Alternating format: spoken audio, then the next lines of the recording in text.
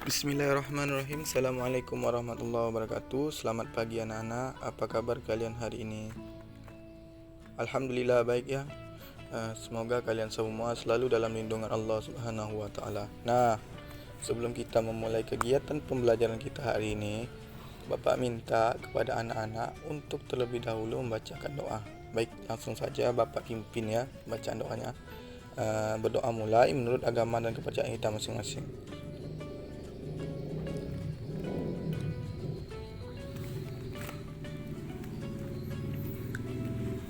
Berdoa selesai, anak-anak, sebelum kita mulai kegiatan pembelajaran kita hari ini, Bapak minta kepada Bapak absen dulu ya. Oke. Untuk mengefisienkan waktu atau mempersingkat waktu, siapa hari ini yang tidak masuk dalam pembelajaran kita hari ini? Oh, alhamdulillah masuk semua ya. Nah, anak-anak, kemarin kita sudah belajar tentang sejarah masuknya Islam ke Indonesia. Untuk hari ini kita belajar tentang masa kejayaan Kerajaan Abbasiyah. Perlu anak-anak ketahui bahwasanya siapa yang bisa menjelaskan tentang masa kejayaan Kerajaan Abbasiyah tersebut, Bapak akan memberikan nilai yang tertinggi. Nah, ada yang tahu? Oke, kita langsung saja ke materinya. Nah, sebelum ke materinya, Bapak akan memperlihatkan anak-anak terlebih dahulu, yaitu video tentang masa kejayaan Kerajaan Abbasiyah yang diberi durasi 5 menit. Bapak kasih untuk videonya untuk anak-anak memahaminya.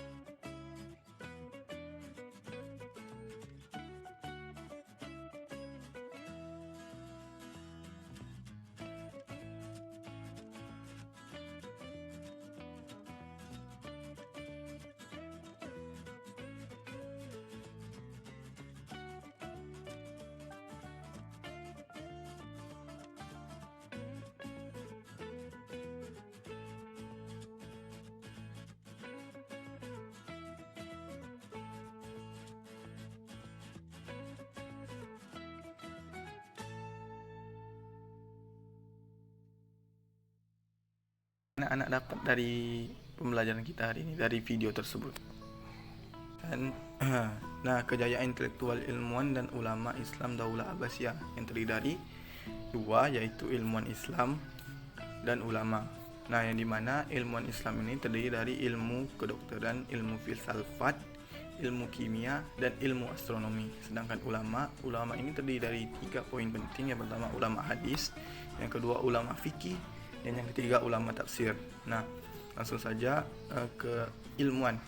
Ilmuwan ini terdiri dari ilmuwan kedokteran, yang dimana banyak sekali ilmuwan bagian kedokteran. Namun kita hari ini membahas satu tokoh dari ilmuwan kedokteran yang sangat berperan penting, yaitu Ibnu Sina. Kita ambil itu saja karena ilmuwan kedokteran ini banyak, antara lain Ali Ibnu Rabbah, yang kedua Ar-Razi, yang ketiga itu Ibnu Sina. Nah,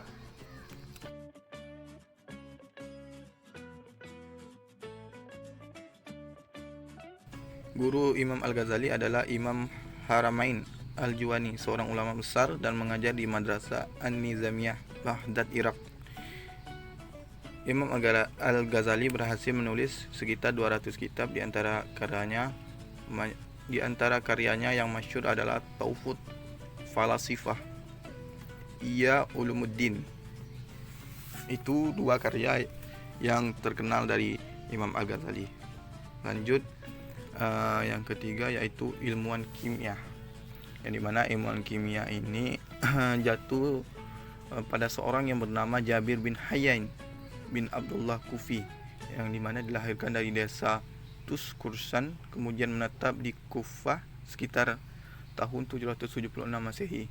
Ia merupakan tokoh terbesar dalam bidang ilmu kimia pada abad pertengahan. Dalam beberapa riwayat, Jabir bin Hayyan pernah menimba ilmu kepada putra mahkota Daulah Umayyah, Khalid bin Yazid bin Muawiyah dan Imam Ja'far Asy-Shiddiq. Penguasaannya terhadap ilmu kimia membawanya menjadi seorang ahli kimia yang termasyhur di zamannya. Pendapat yang terkenal dalam perspektifnya ialah bahwa logam bisa seperti seng, besi dan tembaga dapat diubah menjadi emas atau perak dengan formula misterius. Itu sedikit riwayat dari Jabir bin Hayyan bin Abdullah Kufi. Lanjut ke empat, yaitu ilmuwan astronomi, yang dimana ilmuwan astronomi ini dilahirkan di Kazvin, Uzbekistan pada tahun 780 dengan nama lengkap Muhammad bin Musa Al-Khawarizmi, yang kemudian lebih dikenal dengan Al-Khawarizmi. Ia hidup pada masa pemerintahan Khalifah Abdullah Al-Ma'um, sosok Khalifah Daulah Abbasiyah yang mencintai dan mencurahkan perhatiannya terhadap pengembangan ilmu pengetahuan. Nah, Al-Khawarizmi ini adalah tokoh utama dalam kajian matematika, Arab dan observer bidang astronomi. Sebagai seorang pemikir Islam terbesar, ia telah memengaruhi pemikiran dalam bidang matematika, melampaui pemikiran ilmuwan abad pengetahuan lainnya. Peran Al-Khawarizmi terhadap pengembangan ilmu astronomi dan matematika sangatlah besar. Ia telah menyusun tabel astronomi tertua. Ia juga menuliskan karya tertua tentang aritmatika dan tentang aljabar. Karya aljabarnya disebut Al-Mutaksyar fil Hisab Aljabar wal Muqabbah. Kitab ini memuat tentang cara menghitung melalui penjenjangan dan jawaban palsu atau rule of false portion atau regular fudge. Pengetahuan matematika yang kemudian disebut barisan Fibonacci, yaitu 1 2 3 4 5 8 13 21 3 4 5 5 8 9 144 dan seterusnya. Dengan pola bilangan ini nantinya akan diperoleh suatu segitiga Pascal dengan perjumlahan bilangan menurut garis lurus. Nah, itulah beberapa biodata serta karya-karya terkenal dari seorang ilmuwan tersebut. Selanjutnya yaitu ulama pada Daulah Abbasiyah yang mendunia, yaitu ulama hadis atau muhaddisin. Yang anak-anak kenal yaitu Imam Al-Bukhari. Nah, hari ini kita khususnya membahas Imam Al-Bukhari karena ulama hadis ini banyak, yaitu ulama Al-Bukhari, Muslim, Ibnu Daud, dan Imam At-Tirmizi, Imam An-Nasa'i, Imam Ibnu Majah. Nah, dari ke-6 tersebut kita hanya membahas satu saja, yaitu Imam Al-Bukhari. Nama lengkap Imam Al-Bukhari ini ialah Abu Abdullah Muhammad bin Ismail bin Ibrahim bin Mukhaira Al-Ja'fi bin Barzibab Al-Bukhari, yang dimana dia lahir pada bulan Syawal 194 Hijriah di Bukhara, Uzbekistan, Asia Tengah, sehingga dikenal dengan panggilan Al-Bukhari. Imam Al-Bukhari ini dididik dalam keluarga ulama yang taat beragama. Dalam kitab At-Tashiqat, Ibnu Hisban menulis bahawa ayah Bukhari dikenal sebagai seorang wara', seorang ulama bermazhab Malik dan murid dari Imam Malik, ulama besar dan ahli fikih. Ia wafat ketika Bukhari masih kecil. Imam Bukhari berguru pada Syekh Ad-Dakhili, ulama ahli hadis yang masyhur di Bukhara. Pada usia 16, ia mengunjungi kota suci Makkah dan Madinah untuk mengikuti kuliah dan para guru besar hadis. Di Indonesia, sebagian di antara karya-karyanya yaitu Sahih Bukhari, Al-Adab Al-Mufarrad, Ad-Dafa Asy-Syikr, At-Tariq Sakir, At-Tariq Al-Awsat, Al-Walidain, dan lain sebagainya.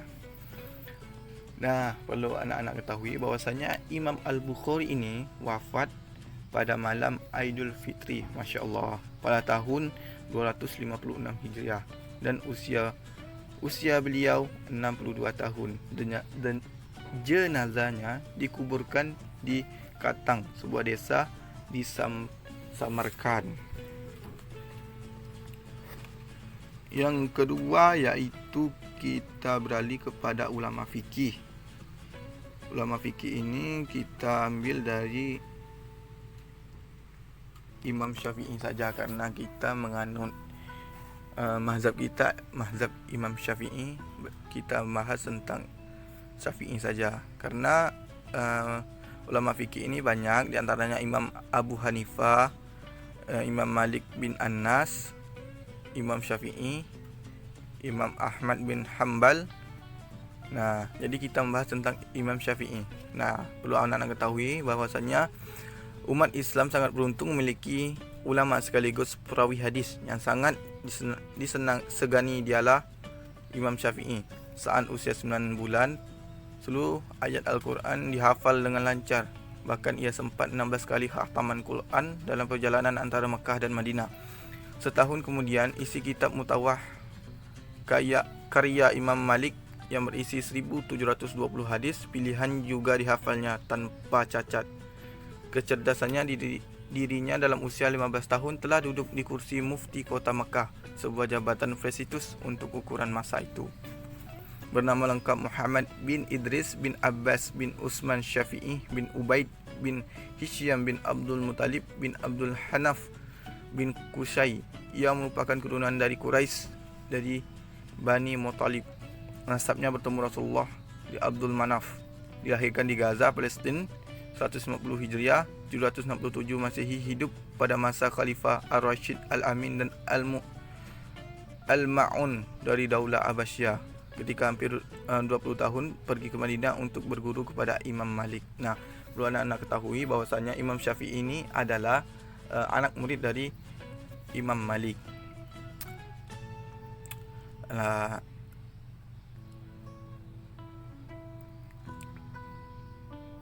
Imam Syafi'i ini wafat di akhir bulan Rajab pada tahun 204 Hijriah sampai 820 Masehi dan dimakamkan di Mesir. Oke, segitu saja biodata singkat dari Imam Syafi'i beserta dia wafatnya. Langsung saja ketiga, yaitu ulama tafsir atau mufassir. Nah, ulama tafsir ini terdiri Imam Ibnu Jarir At-Tabari. Yang kedua Imam Ibnu Katsir. Oke. Ulama tafsir ini terdiri dua ulama saja. Yang pertama Imam Ibnu Jarir At-Tabari, yang kedua Imam At-Tafsir, Imam Ibnu Katsir. Nah, kita akan membahas satu saja, yaitu Imam Ibnu Katsir, yang dimana nama lengkap Imaduddin Islamil bin Umar bin Katsir Al-Quraisy Al-Bukhari Al-Bushrawi. Dilahirkan di Mijal, sebuah tempat di kota Basra pada tahun 700 Hijriah atau 1302 Masehi. Ayahnya seorang kitab dan meninggal ketika Ibnu Katsir baru berusia 4 tahun. selanjutnya ia diasuh dan dididik oleh kakaknya Syekh Abdul Wahab pada usia 5 tahun. Diajak pindah ke Damsyik, negeri Syam pada tahun 706 Hijriah. Beberapa karyanya yang terkenal adalah Tafsir Al-Quran Al-Bidayah wan Nihayah, terdiri dari 14 jilid. At-Takmil fi Ma'rifais Siqat wa Daufa wal Majahil. Yang keempat, Jama'al Masyarid. Yang kelima, Tabaqat Asy-Syafi'iyah. Yang keenam, Syirah Nabaiyah, berisi tentang sejarah-sejarah Nabi Muhammad SAW. Nah, perlu anak-anak ketahui bahwasanya Ibnu Katsir ini hilang penglihatannya di akhir hayatnya dan wafat di Damaskus, Syam pada tahun 774 Hijriah atau 1373 Masehi. Mungkin segitu saja penyampaian materi dari Bapak hari ini. Kurang lebihnya Bapak minta maaf kepada anak-anak. Nah, bagi anak-anak selalu mengulangi pembelajaran kita hari ini supaya anak-anak tahu tentang kejayaan intelektual pada masa Daulah Abbasiyah tersebut. Dah, langsung saja kita tutup dengan membacakan doa. Bapak minta kepada langsung saja Bapak memimpin doa untuk penutup pembelajaran kita hari ini. Doanya dimulai menurut agama dan kepercayaan kita masing-masing.